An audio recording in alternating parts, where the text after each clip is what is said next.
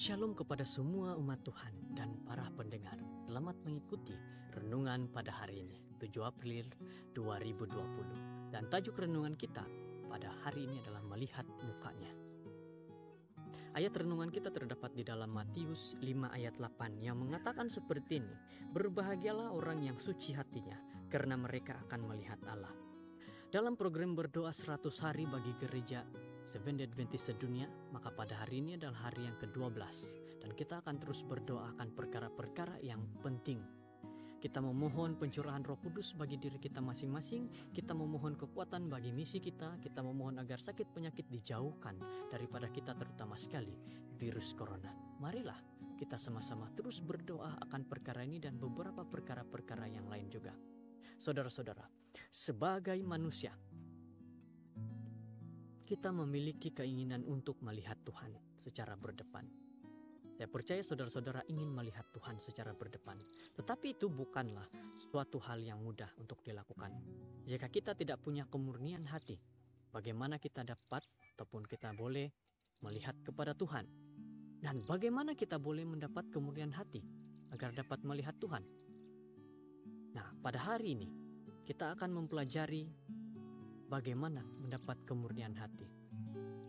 Saudara-saudara, dengan mencontoh hidup Kristus seperti Allah yang murni adanya, demikian juga manusia harus murni. Manusia akan murni jika Yesus ada di dalam hati seorang manusia dan memantulkan sifat Yesus.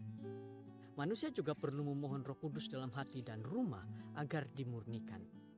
Saudara-saudara, biarkan Kristus mengendali. Mengendali siapa? Mengendali hidup kita. Sementara kita bekerja sama dengan guru yang agung itu, Yesus Kristus, kebolehan mental akan berkembang. Pikiran kita akan berada di bawah tuntunan ilahi. Kristuslah yang akan mengendali sepenuhnya orang itu, diri kita.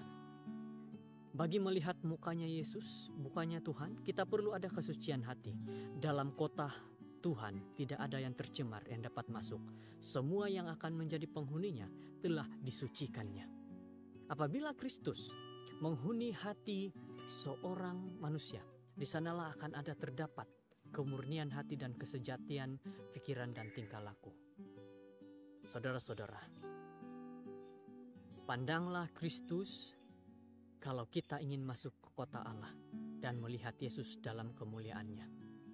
Kita mesti membiasakan diri memandang dengan mata iman.